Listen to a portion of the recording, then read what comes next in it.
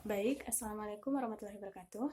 Perkenalkan, nama saya Wijan Sinju Lestari dengan NIM 2021 A1H158. Di sini saya akan menjelaskan tentang bagaimana pendidikan kewarganegaraan dalam mengembangkan kemampuan utuh sarjana atau profesional. Pertama, menelusuri konsep dan urgensi wawasan Nusantara. Dalam Undang-Undang Republik Indonesia Nomor 12 Tahun 2012 tentang Pendidikan Tinggi, program kita sebagai generasi muda sudah bukan lagi rahasia pribadi, bahwasanya 10 tahun yang akan datang, kita sebagai generasi muda yang akan memimpin bangsa Indonesia ini. Maka baik buruknya bangsa Indonesia ini akan kita tanggung bersama. Jadi sepatutnya kita mempelajari pendidikan kewarganegaraan ini sejak awal supaya kita tidak menyesal di kemudian hari. Materi kedua yaitu alasan mengapa diperlukan pendidikan kewarganegaraan. Secara ringkas, pendidikan kewarganegaraan atau PKN diarahkan untuk menanamkan rasa nasionalisme dan nilai moral bangsa bagi pelajar sejak dini. Dengan pendidikan kewarganegaraan ini, para generasi muda diharapkan memiliki kesadaran akan demokrasi dan HAM. Dengan bakal keadaan ini, mereka akan memberikan kontribusi yang berarti dalam mengatasi berbagai masalah yang terjadi yang dihadapi bangsa, seperti konflik dan kekerasan yang terjadi dalam masyarakat Indonesia, baik dengan cara-cara yang damai dan dengan cara-cara yang cerdas. Materi ketiga yaitu menggali sumber historis, sosiologis, dan sumber politik tertentu dan sumber politik tentang pendidikan kewarganegaraan di Indonesia. Yang pertama yaitu sumber historis. Pendidikan kewarganegaraan adalah arti substansi telah dimulai jauh sebelum Indonesia diproklamasikan. Sumber sosiologis.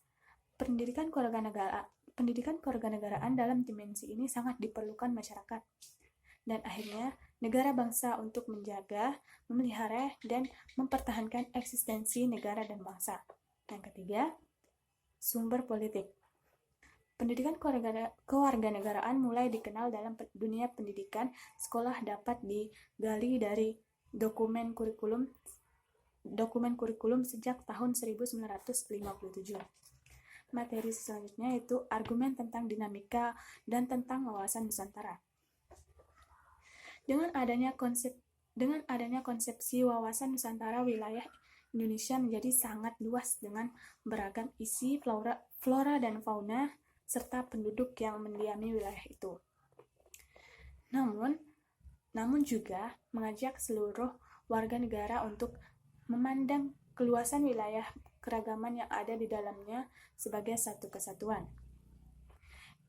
Materi selanjutnya, esensi dan urgensi wawasan Nusantara.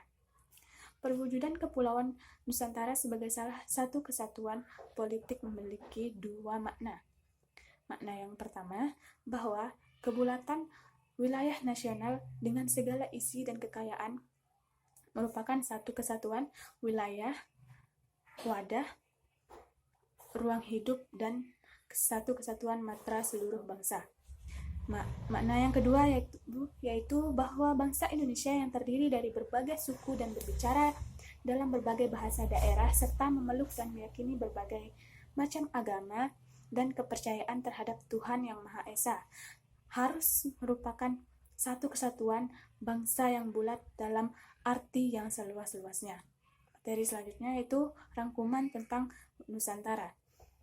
Wawasan Nusantara adalah cara pandang bangsa Indonesia terhadap diri dan lingkungannya, baik ke dalam atau internal atau keluar maupun eksternal, dengan mengutamakan persatuan dan kesatuan bangsa, kesatuan wilayah dalam penyelenggaraan seluruh aspek kehidupan bermasyarakat. Materi terakhir yaitu praktek kewarganegaraan. Model pembelajaran yang digunakan adalah model pembelajaran yang dibawakan oleh guru dalam proses belajar mengajar membuat peserta didik aktif serta membuat peserta didik mudah memahami materi yang disampaikan. Juga, praktek belajar kewarganegaraan adalah model pembelajaran yang dapat menyajikan permasalahan peserta didik terhadap apa yang dikaji. Baik, mungkin itu saja yang dapat saya sampaikan. Wabillahi taufiq wal hidayah. Wassalamualaikum warahmatullahi wabarakatuh.